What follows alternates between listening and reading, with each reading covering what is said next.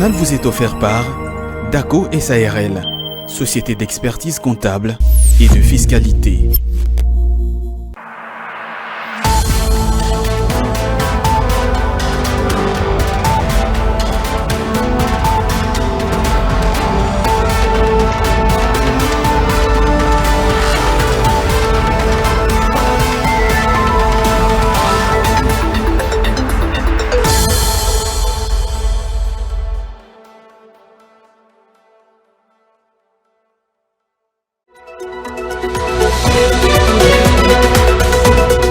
Vulgariser les arrêtés signés par le ministre provincial chargé de Finances et Économie en date du 7 décembre 2023 pendant cette période de la grande échéance du 1er février 2024 et l'exercice auquel s'est livré le DG de la DGRK aux membres de la FEC, c'est jeudi 18 janvier 2024. Dans ce journal, on y revient avec force détail. Migrer le paiement des agents et fonctionnaires de l'État de mobile banking au mobile money serait une solution pour finir avec de longs files d'attente constatés devant les banques. D'après un syndicaliste, cela va garantir la proximité dans les zones à accès difficile. Vous l'écouterez toujours dans ce journal. Il ne prendra pas ses fonctions. Finalement, le gouverneur intérimaire de Kinshasa, Jekoko Mulumba, a pris officiellement possession de ses bureaux de travail à l'hôtel de ville ce jeudi, quelques jours après le forcing du gouverneur suspendu par le VPM de l'intérieur, Jean Tiningo Bilambaka. Mesdames et messieurs, voilà tout pour le sommaire. Le développement intervient sous peu.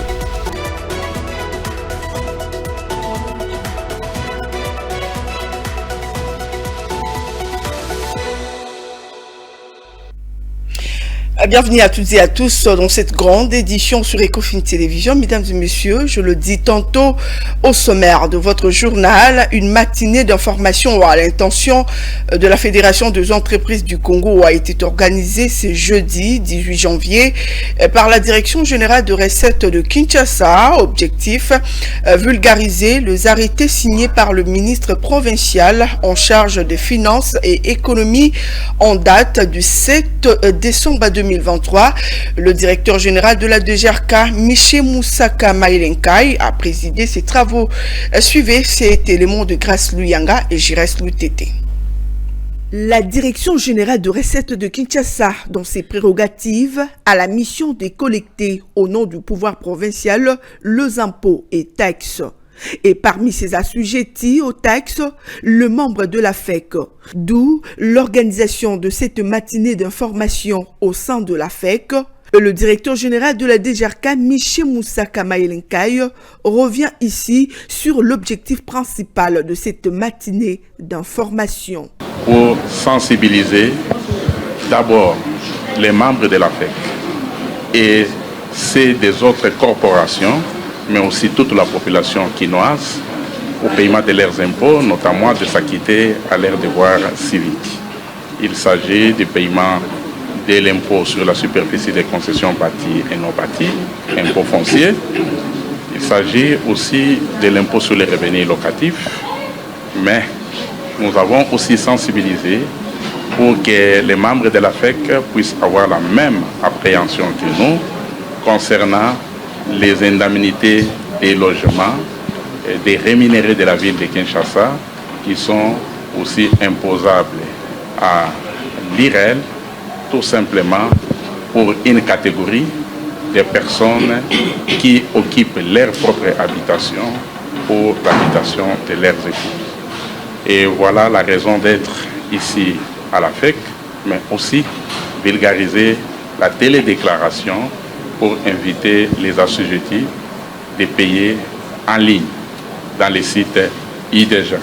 Le souhait de la régie financière de la capitale a ajouté Miché Moussaka Mailenkai est d'outiller le membre de la Fédération des entreprises du Congo de connaissances qui vont leur permettre de mieux remplir leurs obligations fiscales pendant la période de la grande échéance du 1er février 2024.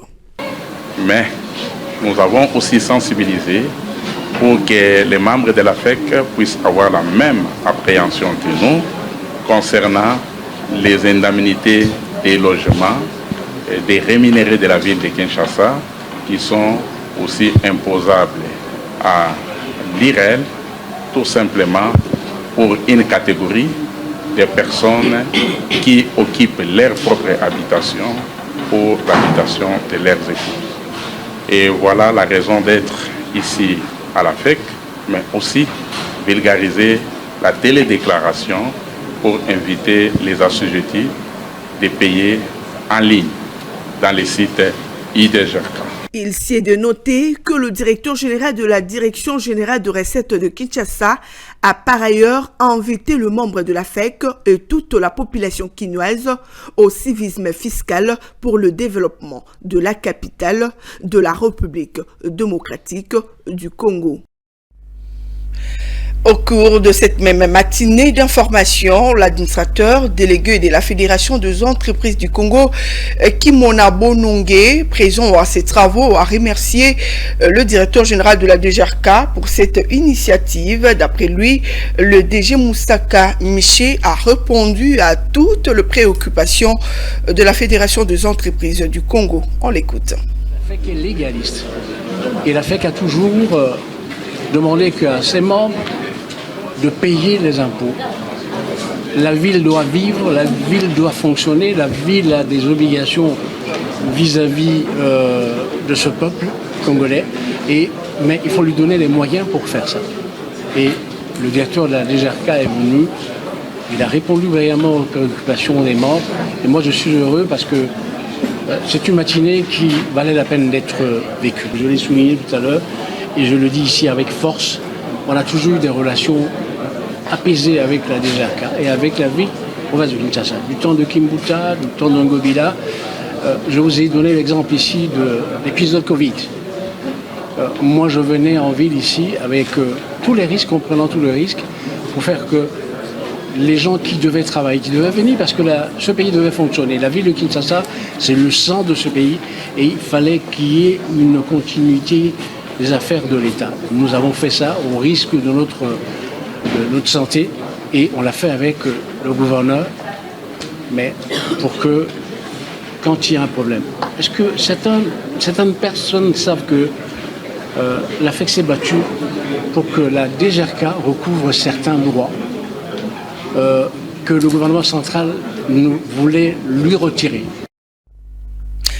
Je l'ai également évoqué au sommaire de ce journal. Après quelques jours de forcing du gouverneur suspendu Jean-Tini Ngobila, le gouverneur intérimaire Gekoko Mulumba vient de prendre officiellement possession de ses bureaux de travail à l'hôtel de ville de Kinshasa. C'est donc ce jeudi 18 janvier, un intérim qui intervient après la suspension de son titulaire accusé de fraude électorale et détention illégale de dispositifs électroniques de vote par la CENI. Suivez. Quelques jours après sa notification, le gouverneur intérimaire de la ville de Kinshasa vient de prendre officiellement possession de ses bureaux de travail. Accompagné d'une foule d'équinois et d'autres agents et cadres de l'hôtel des villes, Gekoko Mulumba est accueilli chaleureusement. Sa prise de fonction intervient après la suspension de son titulaire, Jean-Tini Ngobila, qui est reproché par la Commission électorale nationale indépendante d'avoir fait preuve de fraude et de détention illégale des dispositifs électroniques de vote au législatif de décembre 2023. Dès sa suspension et la prise de fonction de Gekoko Mulumba, plusieurs observateurs en ont profité pour appeler désormais à l'audit de la gestion de la ville de Kinshasa en tenant compte des dénonciations du président de l'Assemblée provinciale Godem Poyi, faisant état entre autres des comptes parallèles, des personnels fictifs et des détournements à grande échelle. Une entrée en fonction, suivie d'une lettre du président de l'Assemblée provinciale de Kinshasa qui affirme avoir reçu le message du vice-premier ministre de l'Intérieur, Sécurité et Affaires coutumières, accordant à Gekoko Mulumba l'intérim comme gouverneur de la ville, lui assurant de sa franche collaboration tout en demandant au gouverneur ad intérim de prendre avec plus d'attention la question de l'insalubrité de la ville, mais aussi à prendre les dispositifs nécessaires pour éviter l'écoulage de recettes constatées dans la gestion de la ville.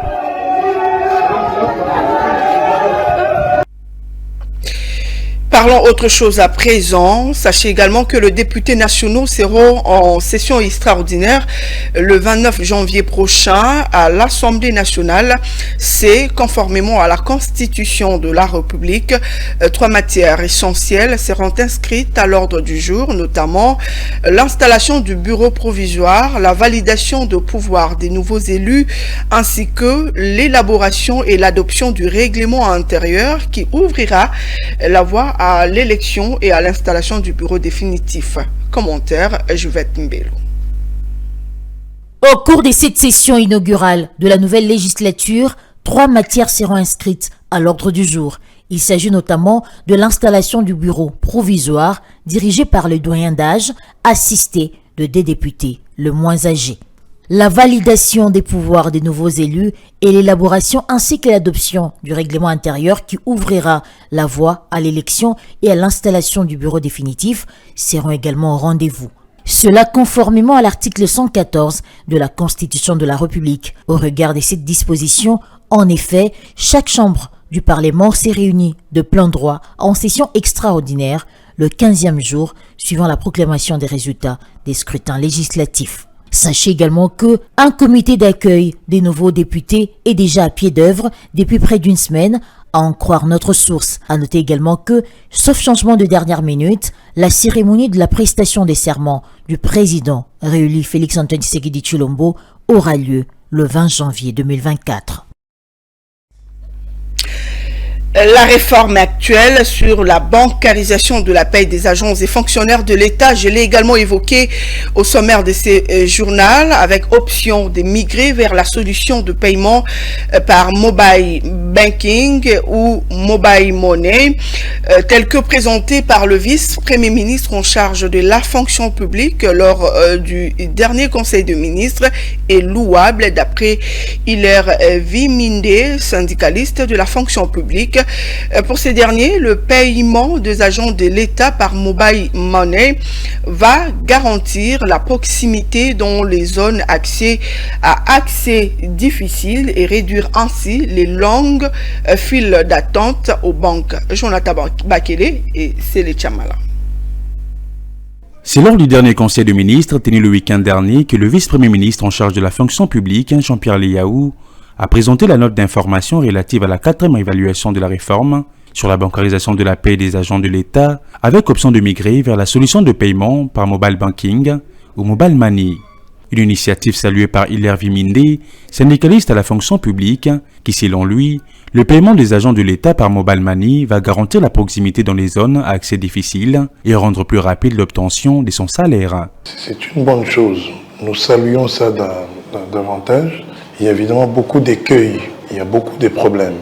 Si cela peut venir décanter un certain nombre de problèmes, notamment les détournements opérés avec les Maboko Bank d'hier, mais les mêmes caciques qui étaient en train d'opérer des détournements, ont pratiquement changé de système avec la bancarisation.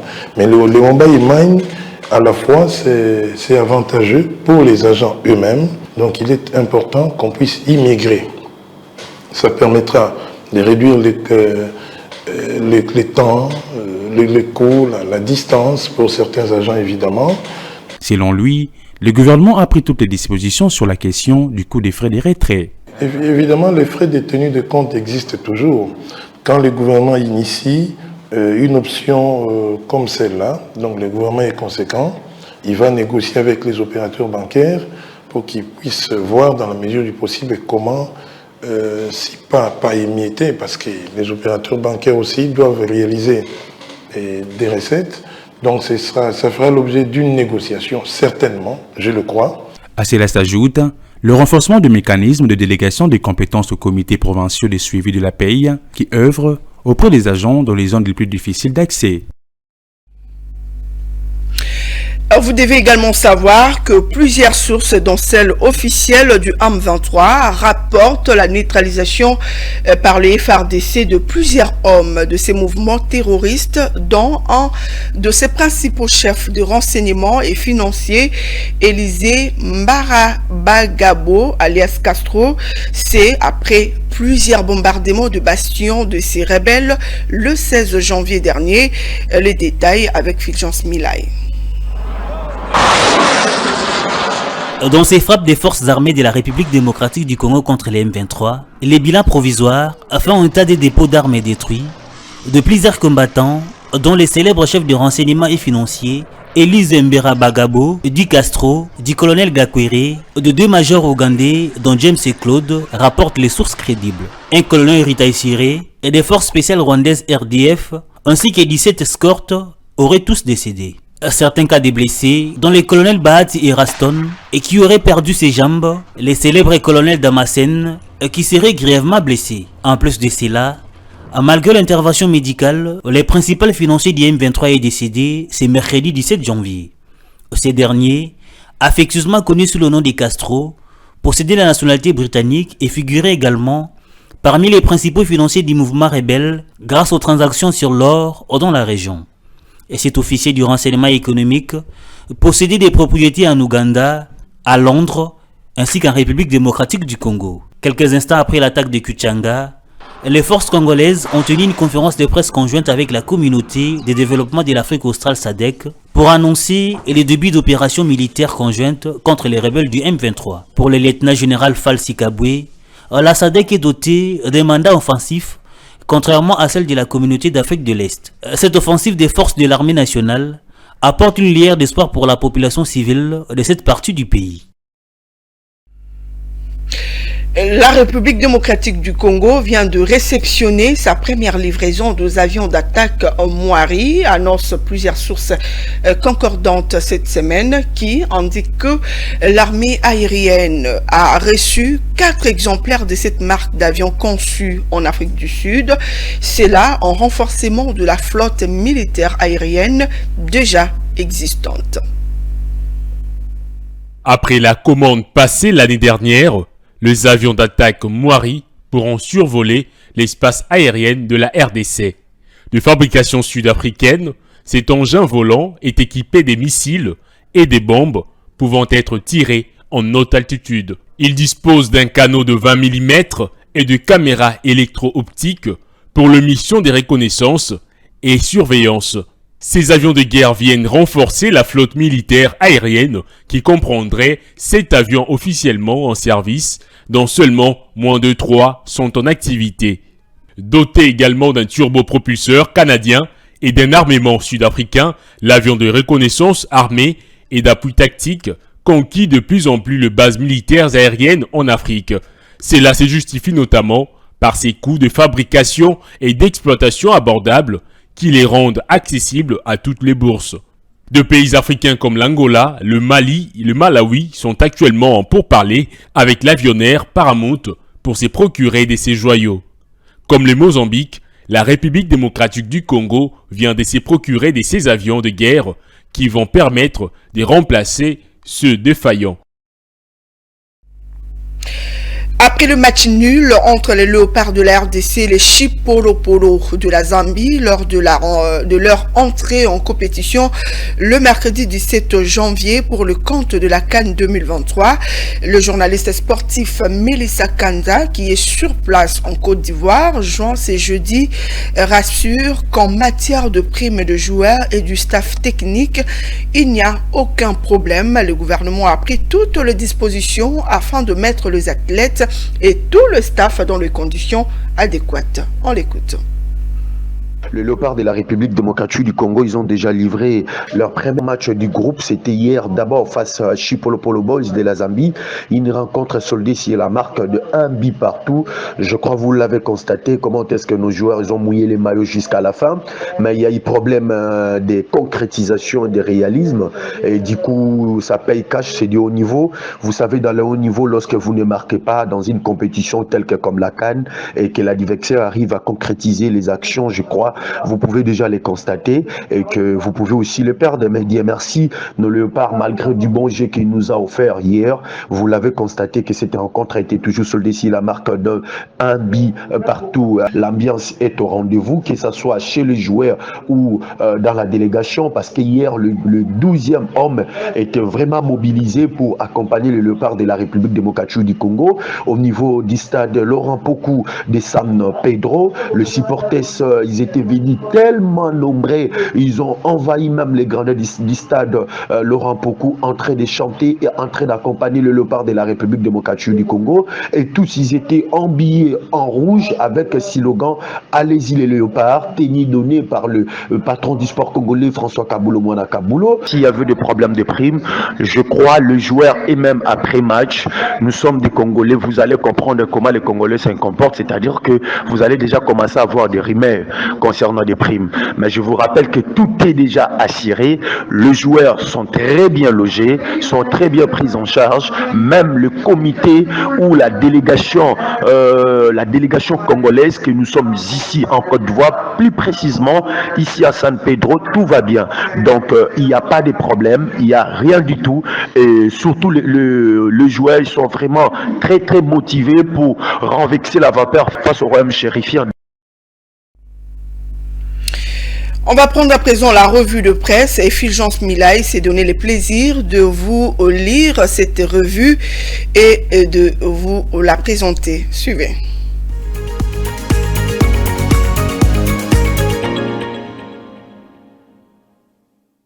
Bienvenue à tous dans cette revue des presse sur Ecofin Télévision. Et commençons avec Forum des As qui écrit dans sa page numéro 6 « Lutte contre les poches noires dans les villes du Grand Katanga, arrivée à Lubumbashi des 66 transformateurs électriques acquis par les comités Lusinde. Encore quelques jours et les poches noires seront un lointain souvenir pour les villes du Grand Katanga. Et les comités de gestion de la Société nationale d'électricité SNEL, pilotés par le directeur général Fabrice Lusinde, a doté le sud du Grand Katanga des 66 transformateurs électriques afin d'en finir avec les poches noires dans les villes de Lubumbashi, Likasi, Kolwezi, Kasumbalesa et l'ensemble des réseaux urbains des provinces du Haut-Katanga et du Lualaba. Ces matériels électriques ont été réceptionnés au bureau des approvisionnements de la SNEL dans la commune de Kampemba à Lubumbashi sous les bons soins du directeur régional sud de la SNEL Jean-Marie Mutombo avant leur expédition dans les villes concernées. Pour ces derniers, il a assuré que très bientôt, des accessoires et des câbles seront acheminés à Lubumbashi pour l'installation de ces transformateurs qui doivent être opérationnels dans un bref délai.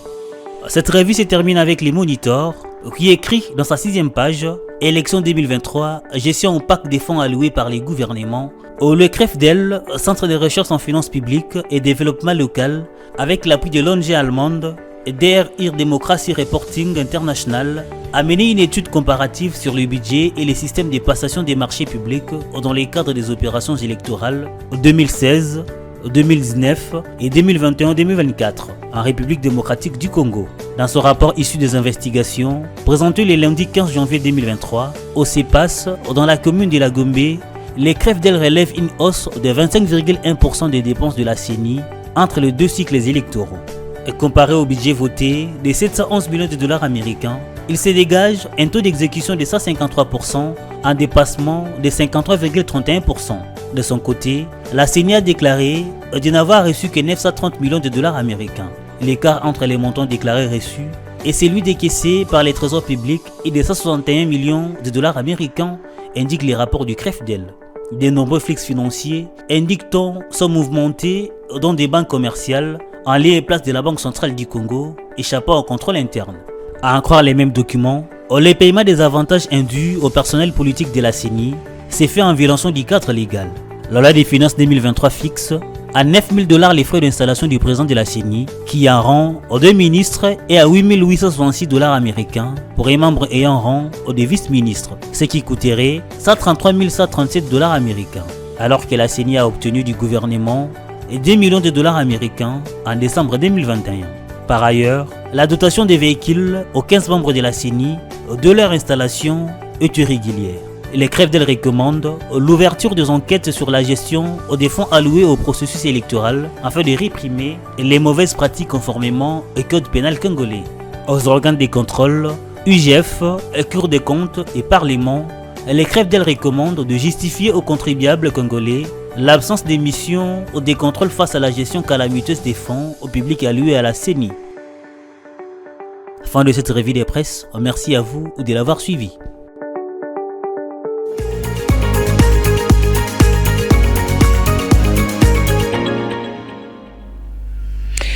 Place à présent au rappel de titres. Vulgariser les arrêtés signés par le ministre provincial chargé des Finances et Économie en date du 7 décembre 2023 pendant cette période de la grande échéance du 1er février 2024 et l'exercice auquel s'est livré le DG de la DGRK aux membres de la FEC ce jeudi 18 janvier 2024. Dans ce journal, vous avez suivi un élément quant à ce. On a également parlé de la migration de paiement des agences et fonctionnaires de l'État, des mobile banking au mobile money qui serait une solution pour finir avec de longs files d'attente constatés ces derniers temps devant nos banques. Vous avez suivi ces syndicalistes qui, d'après lui, cela va garantir la proximité dans les zones à accès difficile. Il ne prendra pas ses fonctions. Finalement, le gouverneur intérimaire de Kinshasa, Jekoko Mulumba, a pris officiellement possession de ses bureaux de travail à l'hôtel de ville ce jeudi 18 janvier 2024, quelques jours après le forcing du gouverneur suspendu par le VPM de l'Intérieur, Jean-Tiningo Bilambaka. Toujours dans ce journal, vous l'avez suivi.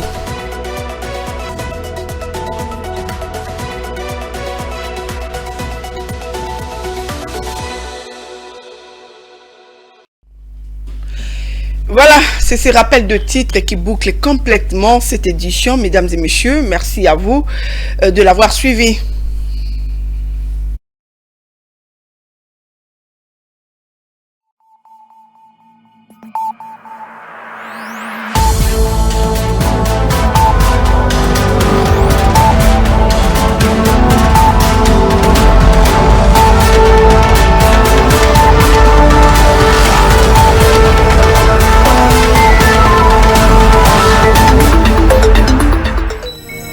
Ce journal vous a été offert par DACO SARL, société d'expertise comptable et de fiscalité.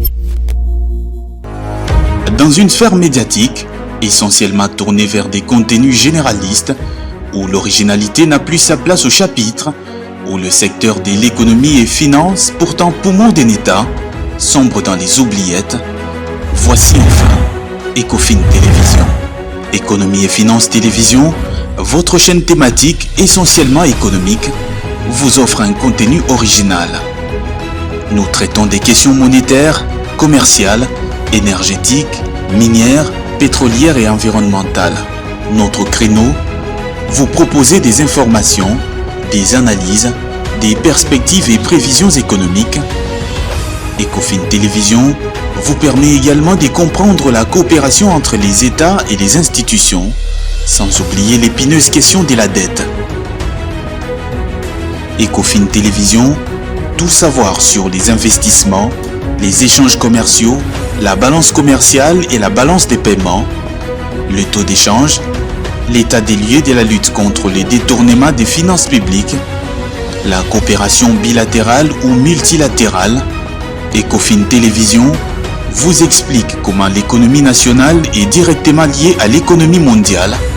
Notre particularité fait notre originalité. C'est pourquoi nous disons Ecofin Télévision, mieux que savoir sur l'économie et finances, comprendre.